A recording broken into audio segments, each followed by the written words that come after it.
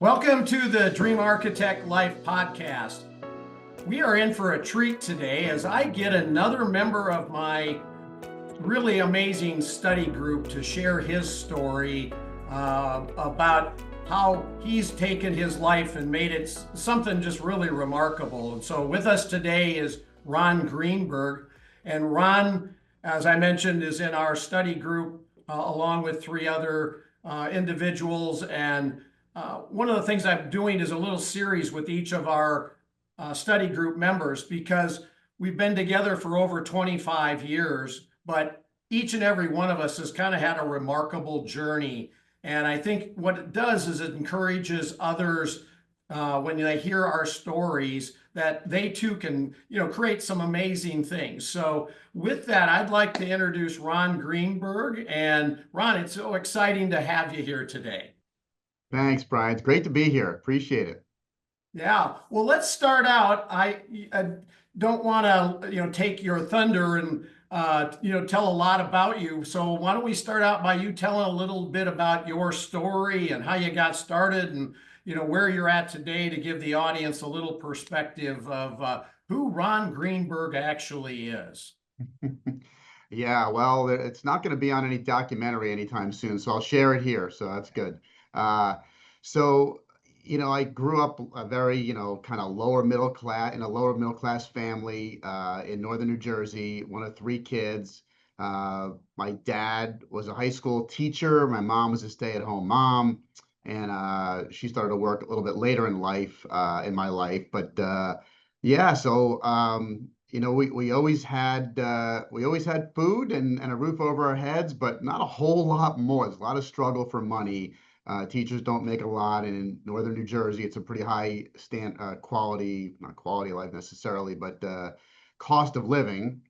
And so my dad was always hustling on side jobs and selling jewelry at flea markets and teaching Sunday school, selling fire extinguishers. And so I grew up in a home where there just wasn't a lot of financial stability, arguments about which bills should we pay this month, et cetera. So I kind of had this vision that I don't want to have that life. I want to have more financial security in my life. I don't want to be struggling like that. I never flew on a plane till I was in college, out of college actually. And so anyway, I was good with numbers. I went to school, was an accounting major, thought about that as a career and a profession, didn't like accounting after a couple of semesters and switched to finance.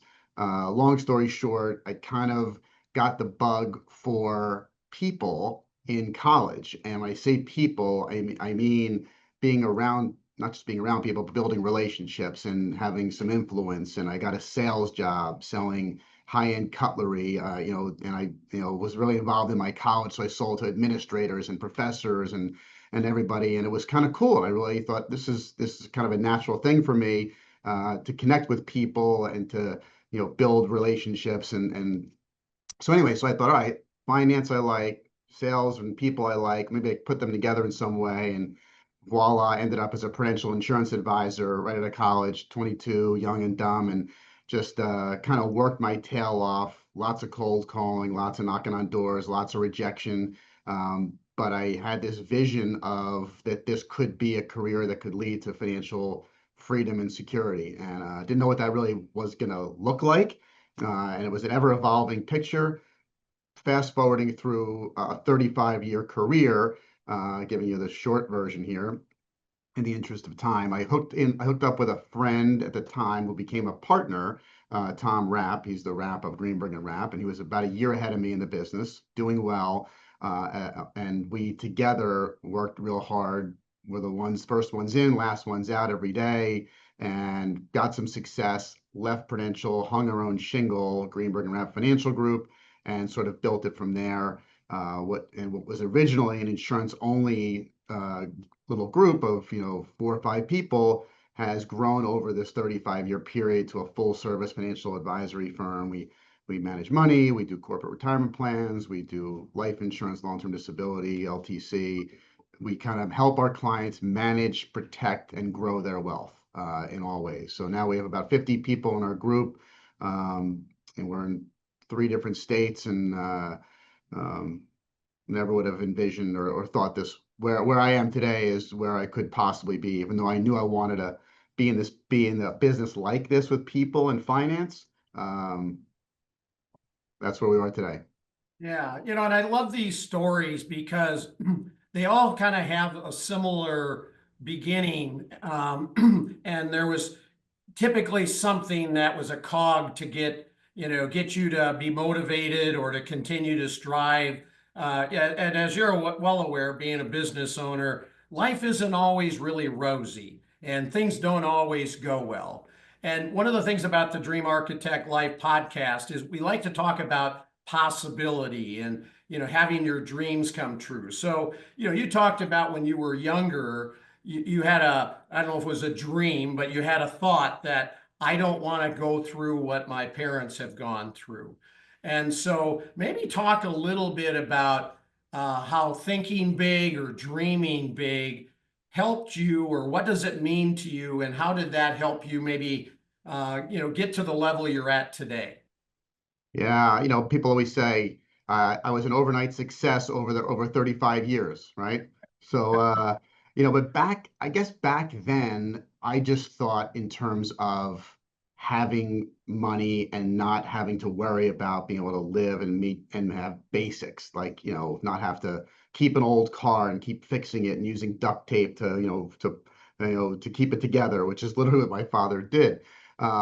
So but as I got older and as I got into my 20s and 30s and I started to dream ahead, I think the dreaming for me was envisioning things that I didn't think were possible.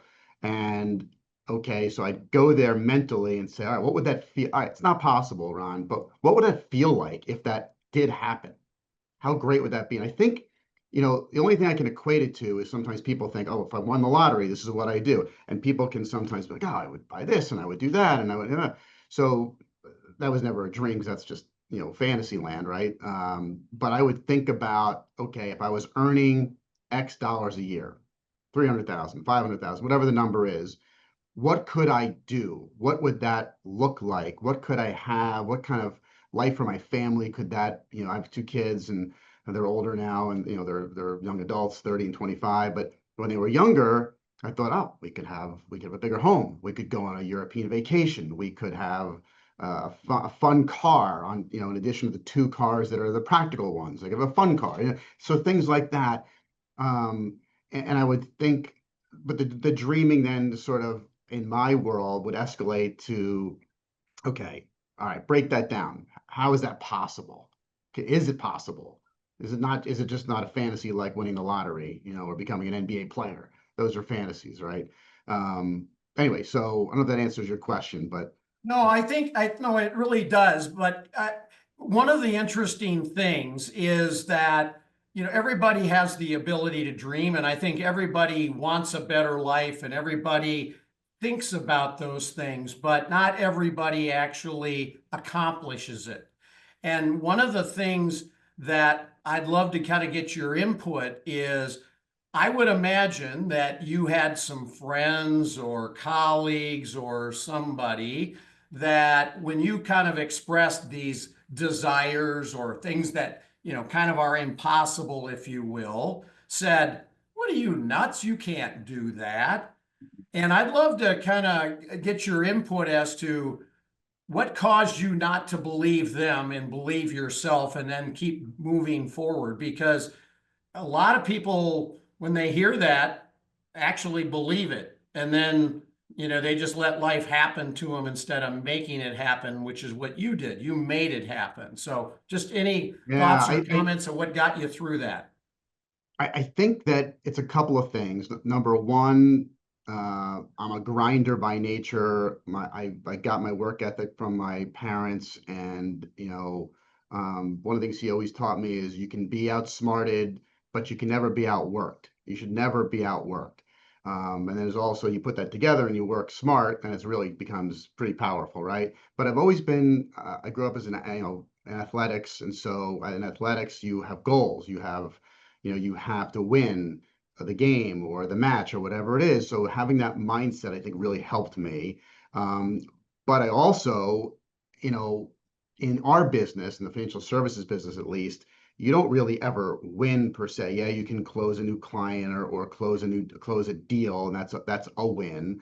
But there's always something next. There's always something more. And for me, I was always continually moving the goalpost because when I got to an achievement or an accomplishment, I just not built in such a way to like sit back and be like, all right, I got here, so I'm good now. It's just not in my DNA. So I would always be striving and grinding for something more. And okay, what's next? And let's move the goalpost now that we got there. That was good. But there's and in life you realize, I don't care what you do or what you are as a profession, there's always something you can learn. There's always someone better than you. There's always someone who's accomplished more, sold more, achieved more, earned more.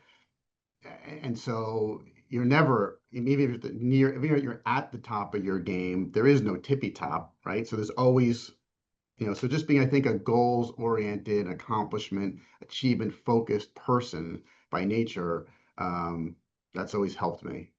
Yeah. So I think what I'm hearing you also say is that you never really compared yourself to anybody else.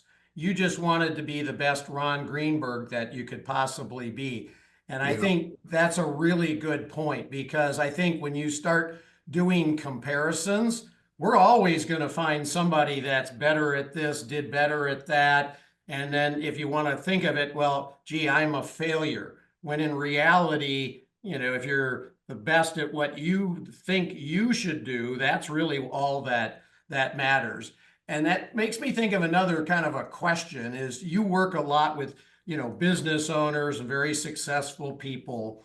And I would imagine you run into situations where in conversations that you're having with clients where maybe they talk about a situation where they get stuck in their life and things aren't moving forward. Mm. And the role that we play a lot of times is a little bit of counselor and therapist, maybe. But based on your experience in helping business owners and successful people, where do you see people kind of getting in their own way, if you will? Is there anything that kind of jumps out that maybe these are the top couple things that I see people, when they run into issues, man, these seem to be, it. Yeah, yeah. Let me, if I can go back to your prior question for just 30 seconds and say that Sure. in being the best version of myself in that vein, um, in our business and in lots of businesses, you're around successful people. And what I figured out early on, I had an experience where I was around a very successful advisor, made a lot of money, top of his list of his company, blah, blah, blah. And I saw some great qualities in him as a communicator and as a salesperson. But as I got to know him better, I saw lots of flaws in his personality as well, right? The things at home that were where he was not having success and whatever. And I thought, you know what? What I'm going to do is I'm going to pick the best things from the people I meet and just bring them in and could put that in the Ron Greenberg cauldron. And that's going to be my recipe for the kind of person I want to be. So I'm going to pick and choose these characteristics, these traits, these talents, these skills, and not going to be like Joe or be like Bill or be like Susan, whatever. So anyway, I don't know No, thank you if for that sharing resonates. that. I think that's critical, is if you can find the best in others that, you feel if I could have that trait would make me better and then ignore the other ones, that's amazing. And Thanks for yes, sharing that. emulate someone for the things that are great about that someone, but pick and choose those things. Anyway, to your other point, I think that what I've seen, and certainly this has occurred in my life too, about getting stuck, is sweating the small stuff. And, you know, at some point along the way, you realize it's all small stuff. Because if you sit and you think about uh, a piece of bad news, a setback, whatever it is, a no, a rejection, or whatever it might be, and you think about what happens if. And I started to, I don't know where I picked this up, honestly, somewhere along the way from someone smarter than me, which was, think of the worst case scenario of what could happen. Go there in your mind and see if you can recover from that. Is it an unrecoverable situation? Well, the answer is almost always no, right? Nothing's so bad that it's unrecoverable. It could be an illness, obviously, and I'm not. going there, but if something, a setback in business, a setback in your career, in your company, in your team, or whatever, so what? You move on, and you just have to move on from there. And so I think people get stuck in sweating the small stuff, worrying about everything, or worrying about things that could happen before they actually happen. And I've picked up a million great things from my wife, but I think one thing that I've instilled in her is she would be one of those people who'd be like, well, what are we going to do if dot dot dot? My answer would always be, we'll figure it out when we get there. We don't have to prepare for it now. There's no reason to. There's no benefit in worrying today about something that could or could not happen, may or may not happen. We'll deal with it. So, Yeah, I love that. Hey, Brittany here. In case you hadn't heard, our latest book, Dream Architecture, is available for the taking. Think about it like this. What is your biggest, wildest dream of what retirement could look like? Not the dream that your friends have, or your parents maybe had, or your coworkers. Your best dream, the unreasonable one, the one that you might have trouble admitting even to yourself. So that is what the Dream Architecture book is about. Hop on over to dreamarchitecturebook.com so you can start dreaming big today. And one of the interesting things, I think if we all think back about, times when we were worried about that small stuff, and then whatever happened, happened. And then if you let some time pass and you go back and look at it, it really wasn't even anything. And if you just think about the amount of time and energy and stress you create when in reality never needed to, just think how much easier life would be. So I love that. So maybe just to add a little perspective, has there been any like difficult lessons that you've learned or situations that you've learned in business or in life that kind of, maybe along the line that helped you even propel after you've been working for so long? Just any really difficult lessons that you'd like to share? yeah, I don't know if this will be relevant for anyone and everyone, regardless of profession or career, but in my world, having a firm and having a team and employees, learning to let go of things, learning to delegate and be a good delegator, and then in hand in glove with that is to truly empower the people that you've given things to do them, and stay away and let them do it. Don't undermine their authority. Don't ask to check every little thing that they're doing. Of course, in the early innings, you have to do that to get someone up to speed. But once they've been trained and they're capable,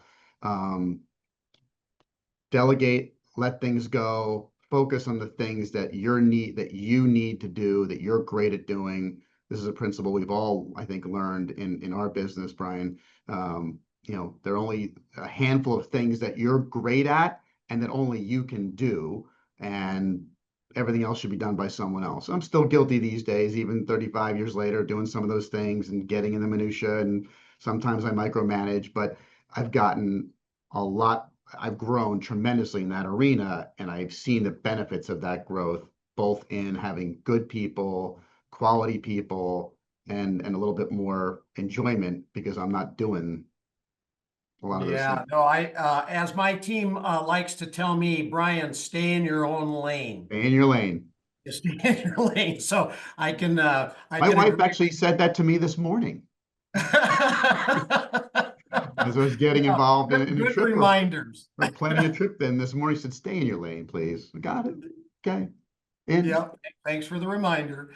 And when you're talking about your team and letting them, be excellent at what they do, one of the things I think that creates a successful business and a successful person is value alignment, and making sure that you have certain principles that, everybody on the team understands and lives by, and that, your clients kind of, whether they know them, they at least feel it when they work with you. So how would you say value alignment as it relates to, the business that you've built and the life that you've created plays a part. Yeah, it's hugely important. And you know, I learned, and most people I think have learned that people follow and do what you do, not what you say. And it's so much more powerful and impactful to observe someone's behavior, their style, the way they communicate, what they say, how they do things, and as opposed to what they tell you you ought to do or what you so and I've learned that both as a parent and as an employer, that people will follow and emulate what you do more so than more so than what you say. So the value alignment is, you know, and this is the case if you ever empower your employees or anybody who works with you or for you to do things with your valued clients or valued relationships. They're an extension of you. So if they're weak or unethical or what have you, that reflects on me. I hired them, I trained them, I brought them along, I cultivated them to be who they are. And hey, Ron, John Doe or Jane Doe stinks, doesn't call back, isn't responsive, isn't friendly. Might as well just be me being unfriendly, unresponsive. So, yeah, value alignment is critical. And, one of the other rules, again, this is more entrepreneurial, but is, the concept of hiring slow and firing fast, because we're not all going to be perfect with the decisions that we make in terms of who we hire. We're going to all make mistakes. And that's another thing too, back to the value alignment of having people that work on your team is you can't have your head pop off when someone makes a mistake, even if it's a bad mistake. I literally was on the phone just the other day and I said to someone, on my sword, I'm falling on my sword. We dropped the ball on this. We're not perfect. We try to be. We made this mistake. It's on us. Take accountability for it. Here's how we're going to fix it, or here's the best way we can fix it. And we move on from there. Yeah, People respect that so much more. Yeah, no, really good point. And I think one of the things that can be helpful if you have team members is to, make them understand that either you're winning or you're learning, and you're never really making a mistake. And one of the things that we do, and let me know if you do something similar or something different to encourage this, but I've talked about being in strategic coach. They have a really unique process called the experience transformer. So when something goes wrong, we actually have this form that they just automatically fill out. What went right? What went wrong? What do I need to change in my process to make it work better? And then once they go through that, then they give it to us and they change the process. Yeah. And then it's a learning experience. But from your standpoint, where from a client standpoint, you accepted the responsibility. I mean, that's amazing. And sometimes it's painful. Sometimes it's painful, but if you can, readjust, realign things so that kind of mistake or that specific mistake or error doesn't ever get made again, or maybe not ever, but doesn't get made again, then you're better off going forward. And you just got to look forward. You can't look back. And sometimes when you have that conversation with a team member or a client, and how you handle a difficult situation actually makes them even better clients or team members, because they know you're going the extra mile for them. You really do care about them. You do really care about their results. And I think that's just a really good point, Ron. So, Yeah. one thing that makes me think of is we kind of talking about a few of these things. And I would imagine, you don't spend a lot of time, not feeling up and, being disappointed or discouraged. But I think we all have things happen that for some period of time that happens. Do you have some little trick or something that you do when maybe things don't go well that helps you pop out of it? Because I think one of the things that if anybody can learn anything, it's just like, how do you get out of those moments and not stay there very long? Because they're going to happen in the future, and nothing you can do. But if there's way that you can just spend a little time and then move on. I think those are good tricks. Yeah, yeah. I go right to the bar. No, I'm just kidding. Well, I Uh, knew that. I just didn't, know if you'd say that or not. But for it's two things that come to mind for me as I think about it. One is exercise or skiing. I'll put that as one thing because I happen to as a skier. Anyone who's maybe listening to this who has skied or is a skier, it's such a freeing experience. There's no phones, there's no TVs, there's no distractions. It's you and nature, and just exercise, just sweating. Sometimes I'll just leave wherever I'm doing if I'm feeling down or I'm bummed out or something bad happened. But the other thing for me is talking to my wife and just talking about, and I'll just say, let's talk about frivolous nonsense and not hey honey, cheer me up. That doesn't work for me. It's let's just go and take a walk or do something or just talk. There were times where early in my career where I was getting beat up on the phone when I was, calling strangers and doing that. And I just call her in the middle of that session and say, I just need to I just need a friendly voice for 5 minutes. Okay, good. See ya. And then I'd move back on to the tough calls. So, yeah, having, whether that person's your spouse, significant other, brother, sister, mother, father, whoever it might be, um, having that go-to person is the other thing for me. oh, that's great. So, you've reached this really amazing level of success, but one of the great things about knowing you as well as I know, you're that's not the top yet, and you keep striving. So I'd love to maybe hear, maybe your thoughts or where you might be going or what your like biggest, most important dreams and aspirations are, and maybe you want to look at it from a couple perspectives. What are you doing with Greenberg and Rapp as a firm? And then maybe personally, what your biggest dreams and aspirations are. Even with your success that you've created, what's the next level? Yeah, thank you. Well, so we're growing the firm and we're looking to get it to be not necessarily bigger, but better and just higher quality, more profitable, with really good people. And, I'm super excited here. I am 35, 36 years in my career, and we're in the process of onboarding our single largest client ever. We have clients that have more than this person, but I've never onboarded someone that people that we have who are bigger became bigger over a period of years or sold their business or what have you, but bringing someone on from day one, that's exciting. What's also exciting is my son, Jake. He's 30. He's in the business with me now for only about 6, 7 months. After a 7-year career in, another totally different career, he's now with us. And that's exciting, seeing him learn, being a part of that process. That's exciting for me.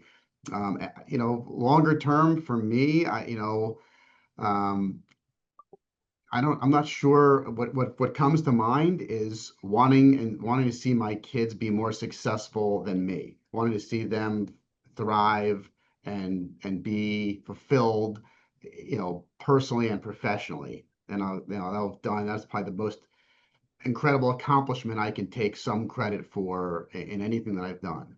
Um, raising great human beings who, turn into, successful, happy, fulfilled people. But it's incredibly gratifying to see employees have children, get married, buy homes, and to know that I'm a part of that, or part of the reason that's happened by giving them the opportunity to work, here. That's incredibly gratifying. So more of that, and I guess purely on a personal level, I want to get down to be a single digit handicap. Damn it! Can I curse on this podcast? Well, you I definitely can't seem love to get golf. there. I love Yeah. golf. I love skiing. I love so many things about golf, not just the actual activity of swinging the club. I love the camaraderie and the competition and the fact that you can always get better. There's so many things that mimic life in golf, which is I think why I love it so much. And that elusive score of 80 or better is out there. That's a dream. And having my handicap be a single digit is a dream. So that's something I'm hoping for and working on. Well, I think one of the things, this is me, talking about you. I think one of the keys to your success is you are very great at relationships. But when you said golf, it made me think of this, is that you do a lot of client building and, client acquisition on the golf course. Hmm. And, you're out having fun and, giving each other a bad time, but at the same time, they're getting to know who Ron Greenberg is and what's important to you and what kind of person you are. Maybe chat a little about how that's been helpful and not only being a fun thing that you love to do, but I would and you speak for it yourself, but I would say one of your secrets to success is just how good you are at that, or have become. Yeah, it's just it's become it's a natural thing for me. And being, a member of a club it makes it, easier to do, of course, to, entertain people. And there's just I've come to learn that there's a sort of a rhythm to it and a skill to it that I've gotten better and better at over the years.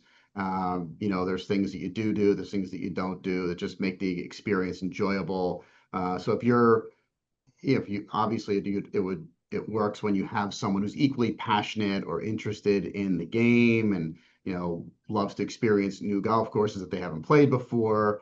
And it's just a quality of time together. It's I can't think of anything else that's comparable. A dinner is not, a lunch is not, playing tennis or going to a ball game even is not.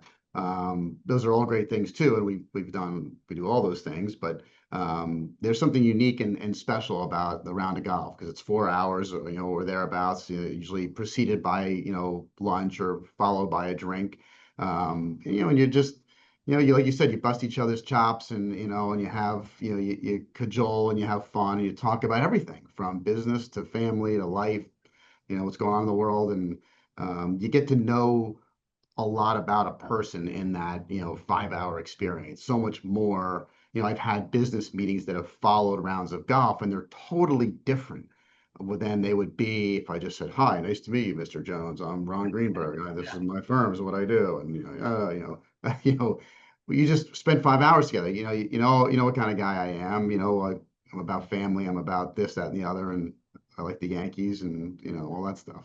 So. Yeah, and I think if one thing I would take away from it is if there are things that our listeners love to do and they're maybe good at it, make sure if you're in business to maybe make that one of your niches or ways of being with your clients or acquiring other clients, because it is very true. People like people that like things they like, and it's a Sure. great way to get acquainted. And you probably don't work with everybody because there might be certain things about certain people that just don't mesh. But it's a great way to get to learn about people and them to learn about you. And then when you do take on those relationships, you feel really comfortable. And I would just maybe guess that the ones that you've acquired that weren't clients of yours probably has been really, really sticky because you pretty much kind of already Yeah. knew they were kind of ideal fit, and you didn't have to worry about them upsetting the apple cart later. Yeah, it's very true. I mean, just common interests are a powerful thing, whether it's, kids or sports or golf or whatever it might be, skiing and, anything. And there are things, one of the things I've learned too that has,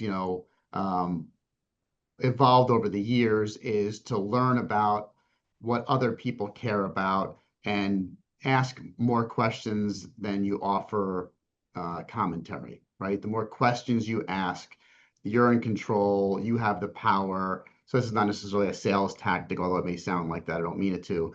It's just a way to engage with people, and people love to talk about their interests and their kids and their lives and whatever they're passionate about. So I've learned to be educated enough to be dangerous in a lot of things that I just would normally not care about or have much of an interest in. So but yeah, finding that commonality and that common interest together, that's goes a long way. Very powerful. Yeah, I think I've heard it called be interested instead of interesting. Hmm. There you Yeah. go. Well said. Yeah. Well, Ron, as we're getting closer to the end of our time together here, um, is there maybe one piece of advice that you would give to our listeners that maybe has been a key to your success or just a key to not necessarily even business oriented, but has been really helpful in life to you that you'd like to share with the audience that's maybe become a principle of yours? Yeah. There's three things that come to mind. So I hope that's not overkill, but they're pretty simple. Um, don't let anyone outwork you. Be authentic and be open to constructive criticism. And I would say that the last one might be the most powerful because everybody, people can say they are, but I do with my team all the time. And I'll say, tell me what I can get better at. What am I doing wrong? What would you like me to stop doing? What would you like me to do more of? Or you know, if I'm going to constructively criticize you, I've got to be open to it myself. And I've learned a lot more over the years by hearing constructive. I haven't agreed with all of it, and you're never going to agree with all of it, and maybe you're not even going to be able to change some things because it's just not it's not human nature to be able to change everything. But anyway, it's been powerful, and like I said earlier, sort of tying the authentic comment is just you got to be yourself. You cannot try to emulate all of someone else. Again, bits and pieces, yes, but you got to incorporate that into your cauldron, and that's got to be, your recipe. So, being authentic, open to constructive criticism, and then the work ethic. I just don't think there's any um, substitute for that. Yeah, I love those, by the way, and I think they're exceptionally good qualities, especially number three of a good leader. Because when your people see you wanting to know how you can get better, I would sure think that, it makes them think maybe I need to be asking the same questions if that hasn't been the case. So I Yeah. appreciate your sharing that. Well, Ron, one of the last questions I always ask before we wrap up our podcast is, what should have I asked you that I didn't ask you? Hmm. What should you have asked? Um, I don't know. I feel like we've covered just about everything there is to cover. I guess you know, maybe well, you asked about goals, but what's next? And when I think about the bucket list that I have on my, in my phone, on my list, um, one of the things that, you didn't ask me is, how long do you want to live and where do you see yourself in 10 or 20 years? Um, and so, one of um, my kids are not married, so I say it that way because of this bucket list item. One of my bucket list items is to teach my grandchildren to ski.